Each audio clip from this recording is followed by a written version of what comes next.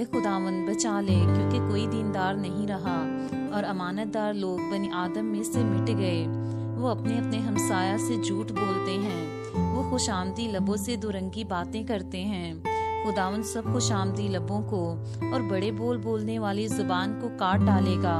वो कहते हैं, हम अपनी जुबान से जीतेंगे, हमारे होंठ हमारे ही हैं, हमारा मालिक कौन है। गरीबों की तबाही और मस्कीनों की आग के सबब से खुदावन फरमाता है कि अब मैं उठूंगा और जिस पर वो फंकारते हैं उसे अमन व अमान में रखूंगा।